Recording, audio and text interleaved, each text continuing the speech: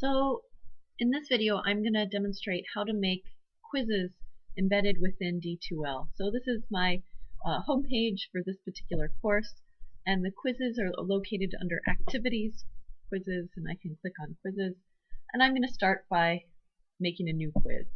I'm going to start with the basics, and then as we go on I can show some of the more sophisticated features towards the end of the video. So let's start by naming this quiz. We'll call it Test Video Quiz 1. And this is a nice feature that D2L has for me, that I can put it into a category. All of my quizzes are in the same category, but if I wanted to I could divide them by section, for example. The next thing that's nice is that I can link it to a grade item that is directly in my gradebook.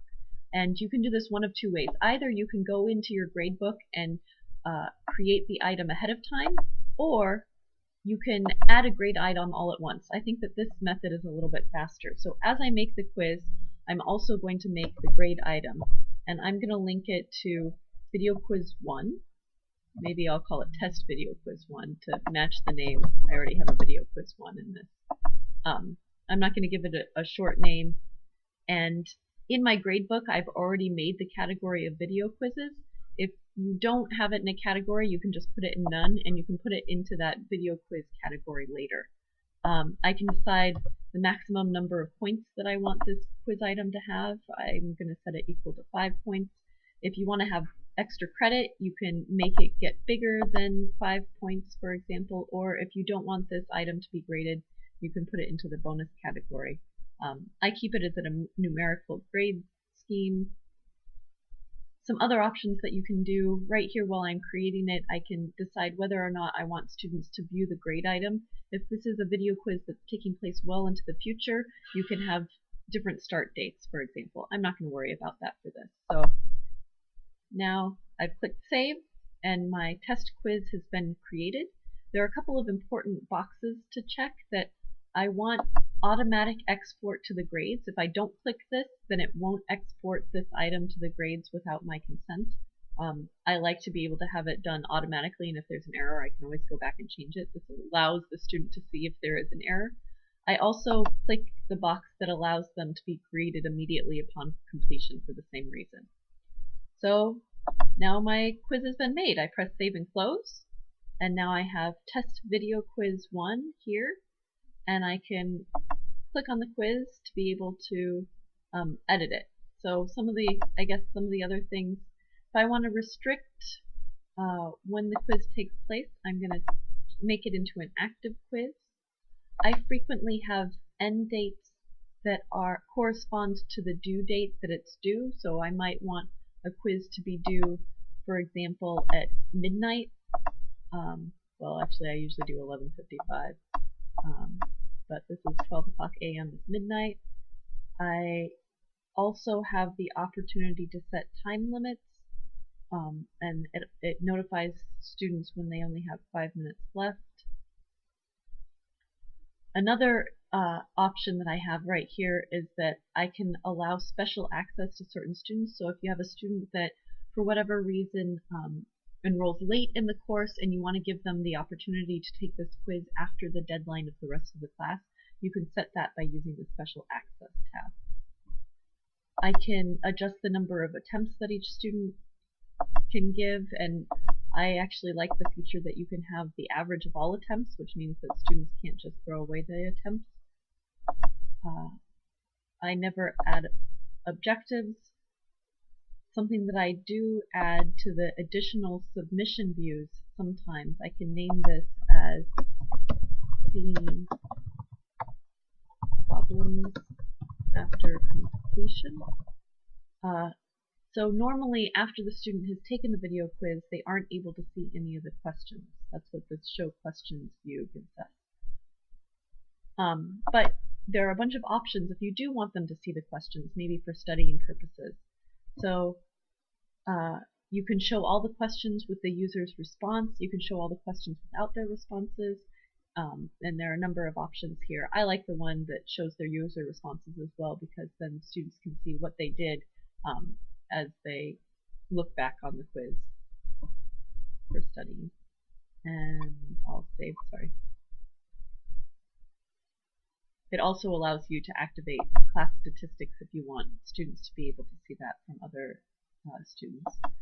This gives you a report on after the quiz has been taken, but no one's taken this quiz. And the final tab, this allows you to add and edit questions. I tend to stick to just multiple choice or true-false questions because it just makes it easier. If you have a previously done quiz, you can import those questions from the library, or you can just generate your own questions. So for example, I go to a new true-false question. I never add a title. If you don't add a title, it means that the first few words of the question will be the title, and usually that's enough for me to know what the question is asking. You can weight the questions here where it says the number of points that it's worth. So let's see, every continuous function has an or a vertical asymptote. So that's my true-false question. And now we get to decide, I can write in feedback based on their selection. And so in this case, that is false. So I'm going to weight false to have the full value of 100%. You can have questions that are both true and false if you decide to and give students feedback. You can give them feedback if they select the true one. I tend not to give feedback. And then I can also give hints. And I could remind them, let's say, of one of the definitions or something like that. And you can also give feedback after the question has been answered. And I click Save, and that means that now my question is saved. If I ever want to go back and edit it, I can just click on it. Another functionality that I really like, let's do a multiple choice question, is if I want to, because this is D2L, one of the things that I can do is I can do an equation editor, and there are a number of different equations, so I can insert a LaTeX equation if you're used to using LaTeX, and I can type something that I wanted to, like fancy f of x. Oh, I don't even need to make it in number mode, it'll do it automatically. But it means that I can do things like fractions. And here's an example of that function, and I could insert that function. Or I could use the it just doesn't view it here. I could also use the HTML editor that allows you to insert an equation where they give you different options. If I wanted my f of x function, I could write it out this way. I could say, whoops, clicking here, f of x is equal to, clicking on the fraction bar, 1 over x. I could insert that. Or there's one more option that I want to show that's important. I'm going to go back to basic, and instead I'm going to insert an image. So I could say, ask a question like, what is a possible degree of the function graphed above? And here, if I insert an image, I stick to JPEG files just because I know that they show up nicely. I think that you can probably use other types of file types. But I'm going to click and drag this file, and now we have a cubic polynomial. I click and say add, and now the cubic polynomial has been inputted. And I can select, for a multiple choice question, it could be a degree 0, or, oh, I'm sorry, this isn't a math, degree 1, degree 2, and in this case the one that I gave was a degree 3, so I'm going to give that the weight of the correct answer. And I want to see if the formatting looks okay. I can click preview down here before I save the question to see what it looks like as a student view. So students are going to see the graph and say, what is a possible degree, and then they can select the answer that they want. And I think that the preview looks good. It also shows me what I've decided is the correct answer. And then I click Save. So hopefully that answers most of your questions about how to create quizzes.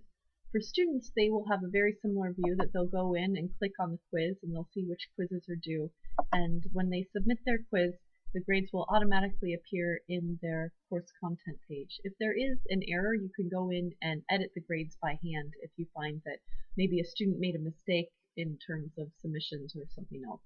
So that's all I have on creating quizzes in D2L.